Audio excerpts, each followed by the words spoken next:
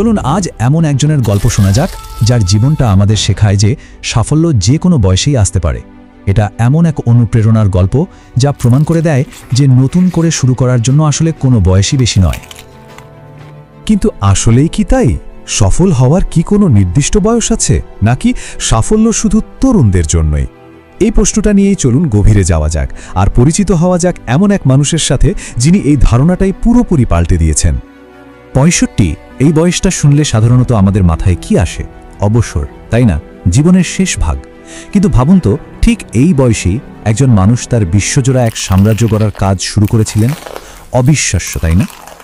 এই অসাধারণ গল্পের কেন্দ্রে যিনি আছেন তার নাম হারল্যান্ড স্যান্ডার্স। আজ হয়তো সারা বিশ্বে তাকে এক নামেই চেনে, কিন্তু তার জীবনের প্রথম অধ্যায়টা কিন্তু সাফল্যে নয়, বরং একের পর এক ব্যর্থতার গল্পে ভরা ছিল। মানে বিখ্যাত হওয়ার অনেক আগে তার জীবনটা ছিল শুধুই সংগ্রাম আর হোঁচট খাওয়ার এক লম্বা তালিকা। একটা কাজ থেকে আরেকটা কাজ, এক ব্যবসা থেকে আরেক ব্যবসা, তিনি যেন ব্যর্থতার এক চক্রে আটকে গিয়েছিলেন। তো ঠিক কতটা কঠিন ছিল তার অতীতের সে দিনগুলো? তার সংগ্রামের গভীরতাটা জানলে সত্যি অবাক হতে হয়। তার লড়াইটা শুরু হয়েছিল একদম ছোটবেলায়। মাত্র 5 বছর বয়সে বাবাকে হারান। এরপর পরিবারের হাল ধরতে গিয়ে 6 বছরে স্কুল ছাড়তে বাধ্য হন। যৌবনে 22 বছর বয়সে কনস্ট্রাকশনের কাজ থেকেও তাকে বের করে দেওয়া হয়। আর 40-এ এসে তো অবস্থা এমন দাঁড়ালো যে তিনি যে কাজেই হাত দিচ্ছিলেন সেখানেই শুধু ব্যর্থতাই আসছিল। একবার ভাবলেন পেট্রোল পাম্পে চিকেন বিক্রি করবেন, কিন্তু সেই চেষ্টাও টিকল না। এরপর অনেক কষ্টে একটা রেস্টুরেন্ট দাঁড় করালেন, কিন্তু দুর্ভাগ্যবশত সেটাও আগুনে পুড়ে সব শেষ হয়ে গেল। মানে ভাগ্য যেন তার সাথে ছিলই না।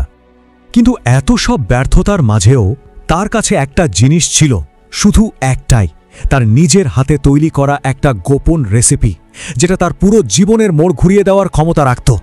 আর এই একটা রেসিপি হয়ে উঠল কেন্টাকি ফ্রাইড চিকেন বা আজকের KFC এর ভিত্তি। এমন এক কোম্পানি যা দাঁড়িয়েছিল কেবল তার সেই অসাধারণ রেসিপি আর নিজের ওপর রাখা অটুট বিশ্বাসের ওপর। আর সবথেকে অবিশ্বাস্য ব্যাপার হলো, তার এই নতুন লড়াইটা শুরু হয় 65 বছর বয়সে। মানে যে বয়সে বেশিরভাগ মানুষ সব কাজ থেকে অবসর নেন, ঠিক তখনই তিনি শুরু করেন তার জীবনের সবচেয়ে বড় যুদ্ধটা। নিজের রেস্টুরেন্ট আগুনে পুড়ে যাওয়ার পর তিনি কিন্তু ভেঙে পড়েননি, বরং ব্যবসার মডেলটাই পাল্টে ফেলার সিদ্ধান্ত নিলেন। এবার তিনি নিজে রেস্টুরেন্ট না খুলে তার রেসিপিটাকেই ফ্র্যাঞ্চাইজির মাধ্যমে সবার কাছে পৌঁছে দেওয়ার পরিকল্পনা করলেন। কিন্তু এই পথটা একদমই সহজ ছিল না। বলা হয় প্রথম একটা হ্যাঁ শোনার আগে তাকে 1000-এরও বেশি বার না শুনতে হয়েছিল। ভাবা যায় ঠিক কতটা ধৈর্য আর জেদ থাকলে এই লড়াইটা চালিয়ে যাওয়া সম্ভব। তো দশকের পর দশক ধরে রাখা সেই ধৈর্য আর জেদের ফল কি হলো? চলুন দেখি সেই 1000 বার না শোনার পর গল্পটা কিভাবে এক বিশ্বজোড়া সফলতার কাহিনীতে পরিণত হলো। সেই একটা মানুষের উদ্যোগের ফল আজ ছড়িয়ে পড়েছে সারা পৃথিবীতে। হারল্যান্ড স্যান্ডার্সের সেই রেসিপি আজ পৌঁছে গেছে পৃথিবীর 100 কোটিরও বেশি দেশে।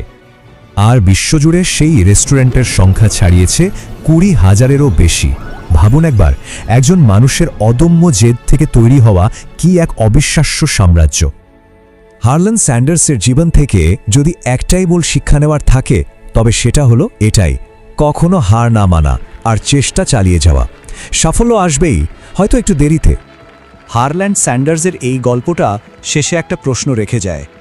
65 বছর বয়সেও যদি সব বাধা পেরিয়ে সফল হওয়া যায়, তাহলে যে কোনো স্বপ্ন পূরণের পথে আসল বাধাটা ঠিক কী? বয়স নাকি ইচ্ছাশক্তির অভাব? ব্যাপারটা সত্যিই ভাবার মতো।